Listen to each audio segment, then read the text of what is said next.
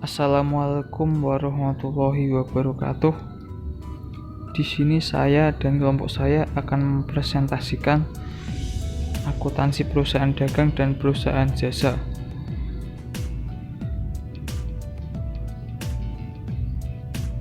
Dan yang terlibat dalam presentasi ini adalah Agus Setiawan dengan NIM sekian, Muhammad Arif Rahman dengan NIM sekian, Iza Yudandoro Pambudi dengan NIM sekian, dan Anton Kurniawan dengan NIM sekian.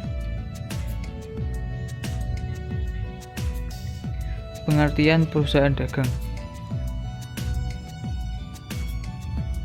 adalah perusahaan yang menjual produk dari supplier dalam bentuk bahan jadi untuk dijual kembali.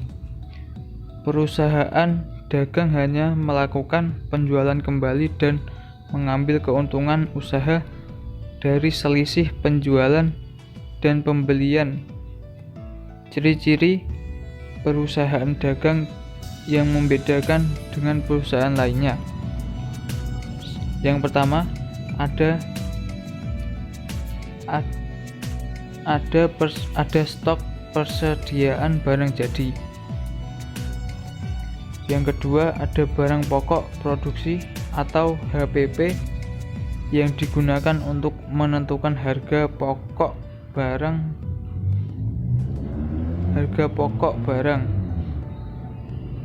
Untuk menentukan harga pokok barang dapat dilakukan dengan mudah. Yang ketiga, tidak menggunakan laporan tentang harga pokok produksi serta tidak terdapat biaya akuntansi di dalamnya. Perbedaan akuntansi perusahaan dagang dan perusahaan jasa. 1. Akuntansi perusahaan dagang. Perbedaan akuntansi perusahaan dagang dengan perusahaan jasa terletak pada aktivitas dan akun-akun di dalamnya. Ada akun-akun yang terdapat pada perusahaan dagang tetapi tidak ada di perusahaan jasa. Sebaliknya, ada juga akun pada perusahaan jasa yang tidak terdapat pada perusahaan dagang. Akuntansi perusahaan dagang lebih menekankan pada pencatatan barang-barang dagang baik yang masuk maupun keluar dari perusahaan atau yang terjual kepada konsumen. Pencatatan barang ini menjadi pusat dari sistem akuntansi perusahaan karena data pada akun ini sangat berpengaruh terhadap perhitungan akun lainnya. Berikut ada akun-akun pada perusahaan dagang yang tidak ada pada perusahaan jasa. 1. Akun pembelian, akun yang mencatat pembelian barang-barang sebelum dijual ke konsumen. Pembelian perusahaan pada barang-barang selain pembelian produk yang dijual seperti jasa tidak dimasukkan ke dalam akun ini. Selanjutnya, yang kedua itu ada akun penjualan yang menyimpan semua kegiatan penjualan produk yang dijual perusahaan kepada konsumen maupun perantara. Sama seperti akun pembelian, pada akun penjualan juga tidak dimasukkan penjualan perusahaan di luar penjualan produk. Yang ketiga, akun persediaan yang menyimpan data mengenai jumlah persediaan barang selama periode tertentu. Yang keempat, harga produk penjualan atau HPP.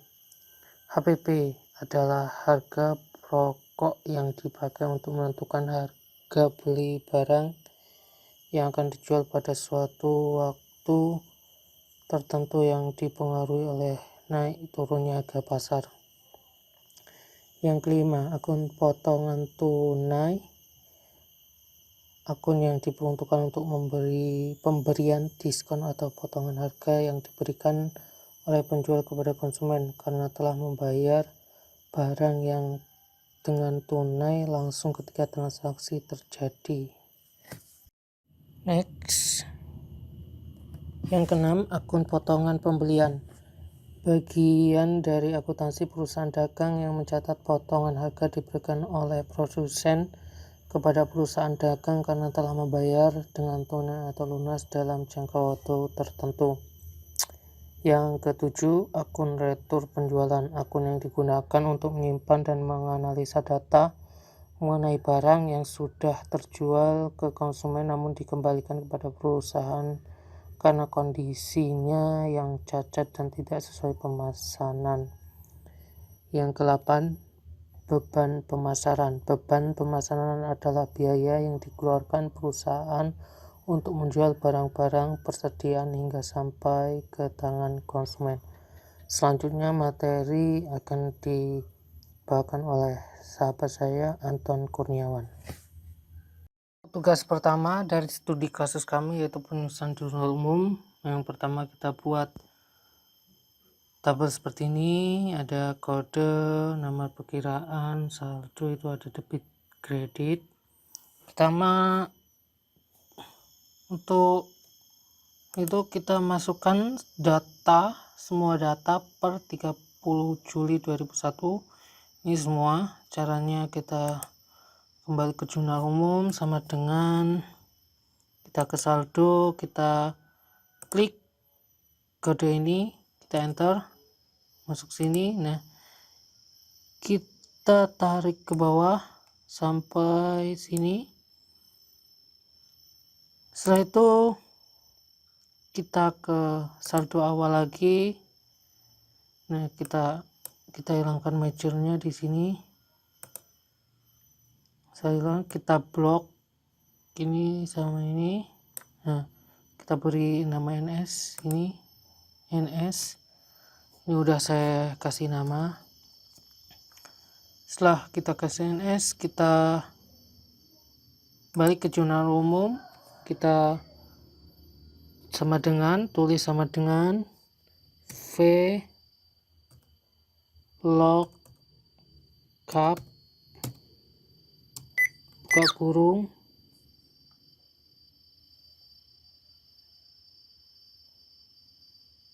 setelah buka kurung kita klik ini sebagai acuan kita,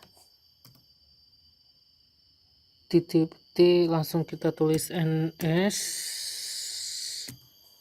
dan koma petik koma titik koma. Setelah itu kita ini ada di kolom berapa, ini kolom 2. Setelah 2 tutup kurung, enter. Nah, kas ini tarik sampai sini. Nah, selesai.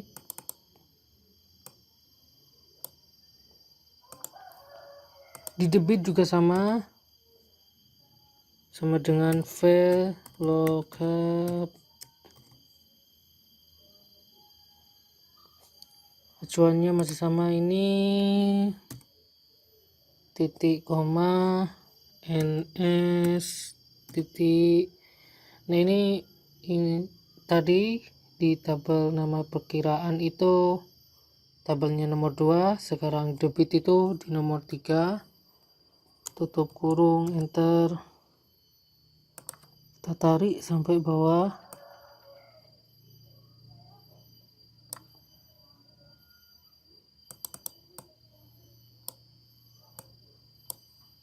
Di kredit juga sama dengan VLOOKUP kurung, klik ini, titik koma NS titik koma. Di debit tadi 3, maka kredit 4, tutup kurung, enter, kita tarik sampai bawah lagi.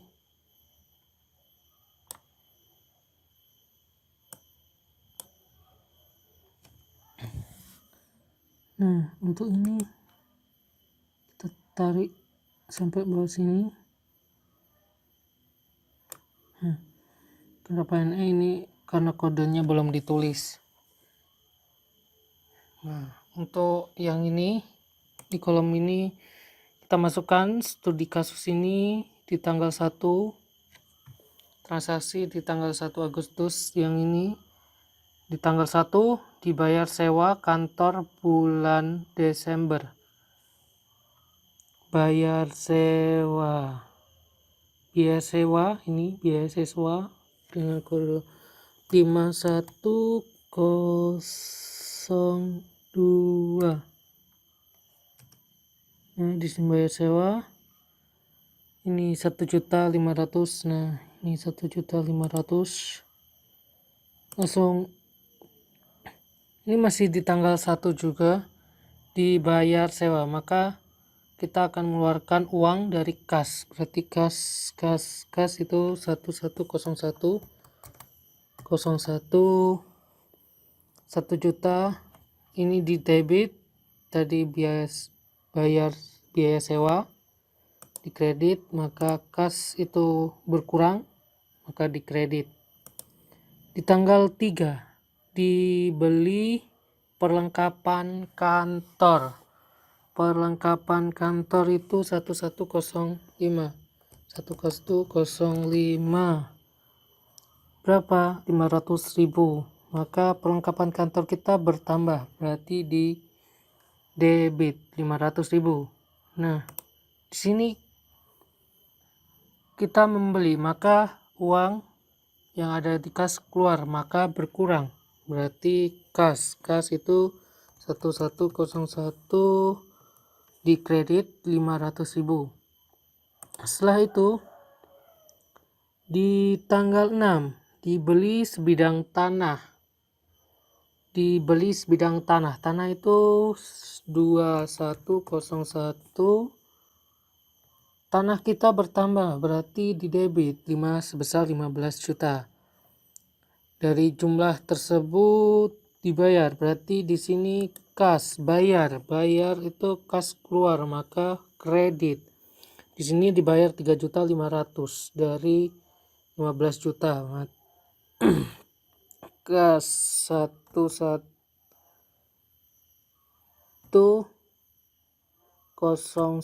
kas di kredit, kas kita keluar, maka kredit 3.500.000. Di sini dibayar tunai, sisanya menggunakan surat wesel. Di sini surat wesel, utang wesel. Nah, ini utang wesel. Utang wesel itu 2102.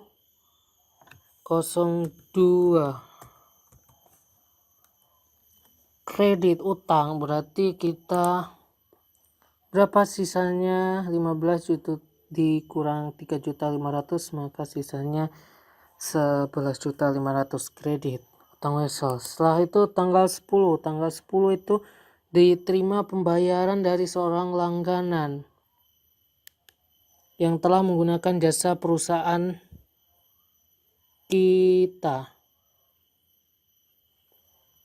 secara kredit. Di tanggal 10 berarti diterima pembayaran, berarti di sini seorang langganan kas, berarti 1101 sebesar 12.500.000, berarti di debit. Setelah itu di tanggal 10 lagi berarti utang dagang, karena bicara kredit menggunakan jasa perusahaan kita. Utang dagang itu 1102 utang dagang di kredit sebesar 12.500.000. Di tanggal 13 itu dikirim faktur tagihan kepada pelanggan. Utang dagang lagi, utang dagang di kredit, debit maksudnya, sebesar 1 juta rupiah.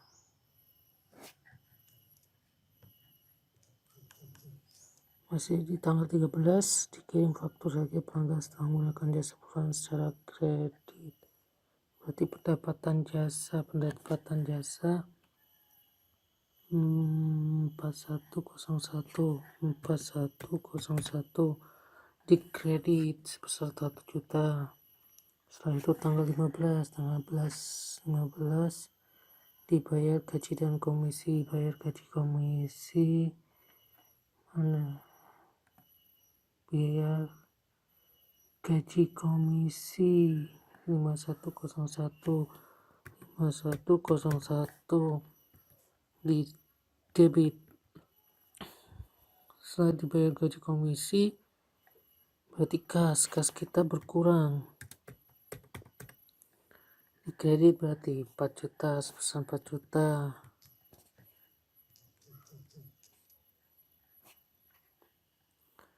Sebesar 4 juta langsung di tanggal 20 diterima, berarti kas lagi 1101 sebesar 4 juta, berarti debit. Masih di tanggal 20 pendapatan jasa, berarti piutang dagang 1102 di kredit sebesar 4 juta.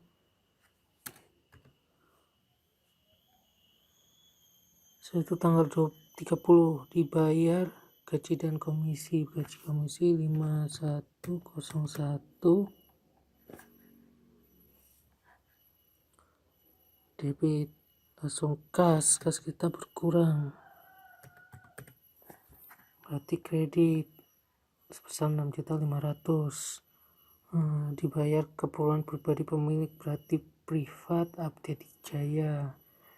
Dimana privat Abdi Jaya itu 3102 sebesar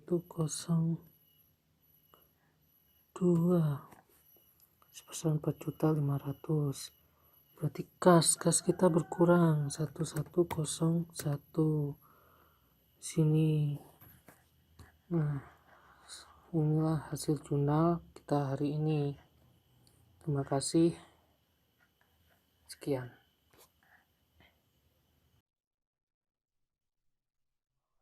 Perbedaan akuntansi perusahaan dagang dan perusahaan jasa. Akuntansi perusahaan jasa.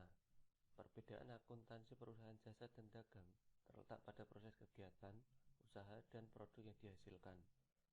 Hal itu berpengaruh terhadap lembar kerja yang digunakan oleh masing-masing perusahaan. Akun yang terdapat pada perusahaan jasa pada transaksi penjualan hanyalah akun pendapatan saja.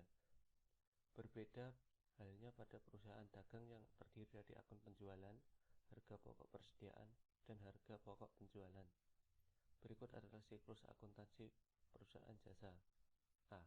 Analisis transaksi atau pencatatan dan penggolongan. Tahap pertama adalah mengumpulkan data-data keuangan, mencatat seluruh transaksi keuangan, kemudian memindahkannya dari jurnal umum ke buku besar.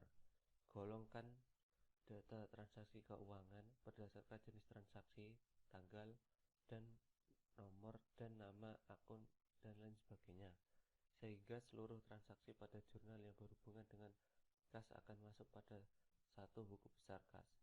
Lalu hitung saldo masing-masing akun pada buku besar. B. Neraca saldo atau neraca percobaan. Buat neraca saldo untuk menilai proses pencatatan data dari jurnal umum ke buku besar. Apakah sudah sesuai dengan cara membuat neraca saldo? Jika jumlah debit dan kredit seimbang, itu artinya tidak akan ada kesalahan dalam penginputan data. C. Jurnal penyesuaian. Tahap selanjutnya adalah menyusun jurnal penyesuaian. Jurnal ini mulai dibuat saat ada transaksi yang menyebabkan perubahan pada akun-akun perusahaan. D. Neraca lajur. Idealnya, penyusunan neraca lajur ini berpijak pada neraca saldo dan jurnal penyesuaian. Apabila keduanya telah Anda buat, maka penyusunan neraca saldo bisa Anda lakukan dengan mudah. Neraca ini akan memberikan informasi dalam bentuk laporan laba, rugi, dan neraca. Laporan keuangan. Buat laporan laba, rugi, neraca, dan perubahan modal. Dalam laporan laba rugi, semua pendapatan dan biaya akan dihitung untuk mengetahui laba atau rugi yang diperoleh. Dalam laporan neraca akan menampilkan posisi keuangan perusahaan dari aset, utang, dan modal. F. Jurnal penutup. Akun-akun perkiraan tersebut terdiri dari akun pendapatan, biaya, dan beban. laba rugi, dan private, pengambilan dana oleh pemilik untuk keperluan pribadi. G. Jurnal pembalik. Tahapan yang selanjutnya adalah membuat jurnal pembalik. Langkah yang perlu dilakukan ialah membalikkan beberapa akun yang telah ditutup untuk mengembalikan saldonya. Akun perkiraan yang dibalik biasanya adalah pembayaran yang dibayar di muka dan pembayaran yang belum jatuh tempo. H. Neraca akhir atau awal. Setelah penutupan. Terakhir adalah pembuatan neraca akhir atau awal. Neraca ini berfungsi ganda sebagai akhir dari periode dan awal untuk periode selanjutnya. Sekian dari saya, akan dilanjutkan oleh teman saya. Ya, perkenalkan, nama saya Iza Yudhondoro Pambudi. Di sini saya akan menjelaskan mengenai studi kasus. Ya, PT Abadi Jaya bergerak dalam bidang jasa, ingin menyajikan laporan keuangan untuk periode yang berakhir tanggal 31 Agustus 2021. Adapun neraca saldo awal yang dimiliki PT Abadi Jaya per tanggal 31 Juli 2021 adalah sebagai berikut. Studi kasus PT Abadi Jaya, neraca saldo per tanggal 31 Juli 2021. Dari awal ada kas dengan debit 10 juta rupiah. Yang kedua ada piutang dagang dengan nominal 17.850.000 rupiah. Ketiga ada asuransi dibayar di muka senilai 750.000 rupiah. Kemudian ada perlengkapan kantor senilai 2 juta rupiah. Kemudian ada gedung debit 12 juta rupiah. Akumulasi penyusutan gedung 2 juta rupiah pada kredit, sama dengan utang usaha 4.500.000 rupiah pada kredit. Kemudian ada modal budi luhur sebesar 27 juta rupiah pada kredit juga. Pref budi luhur sebesar 3 juta dengan saldo debit. Kemudian ada pendapatan jasa sebesar 60 juta di rincian kredit. Kemudian ada biaya gaji dan komisi sebesar 35 juta. Kemudian biaya sewa 4 juta rupiah. Biaya advertensi sebesar 3.400.000 rupiah. Kemudian ada biaya kendaraan 3.500.000 rupiah. Kemudian ada macam-macam biaya atau biaya lain sebesar 2 juta rupiah. Jadi total debit sebesar 93.500.000 rupiah dan kredit juga sama. Oke, transaksi yang dilakukan di bulan Agustus 2021 adalah sebagai berikut. Pada tanggal 1 Agustus dibayar sewa kantor bulan Desember sebesar 1.500.000. Terus tanggal 3 Agustus dibeli perlengkapan kantor secara kredit sebesar 500.000 rupiah. Terus tanggal 6 dibeli sebidang tanah yang akan digunakan untuk pembangunan gedung kantor di masa mendatang sebesar 15 juta rupiah. Dari jumlah tersebut sebanyak 3 juta rupiah dibayar tunai dan sisanya dibayar dengan selembar surat wesel. Kemudian tanggal 10 diterima pembayaran dari seorang langganan yang telah menggunakan jasa perusahaan secara kredit sebesar 12 juta rupiah, 12.500.000 rupiah. Kemudian tanggal 13 dikirim faktur tagihan kepada pelanggan yang telah menggunakan jasa perusahaan secara kredit dengan nominal 1 juta rupiah. Kemudian yang ke-15 dibayar gaji dan komisi sebesar 4 juta rupiah. Tanggal 20 diterima pembayaran dari seorang pelanggan yang telah menggunakan jasa perusahaan secara kredit sebesar 4 juta rupiah. Tanggal 30 dibayar gaji dan komisi sebesar 6.500.000 rupiah. Tanggal 31 dibayar keperluan pribadi pemilik sebesar 5.500.000 rupiah. Kemudian penyesuaian yang terjadi pada tanggal 31 Agustus 2021 adalah 1. Piutang 450.000 rupiah, pendapatan jasa 450.000 rupiah sama. Kemudian ada beban perlengkapan sebesar 500.000, terus ada perlengkapan 500.000 juga. Beban sewa 750.000 rupiah, piutang sewa juga sama 750.000 rupiah. Beban gaji 500.000 rupiah, utang gaji juga sama 500.000 rupiah. Oke, terima kasih atas presentasi dari kelompok kami.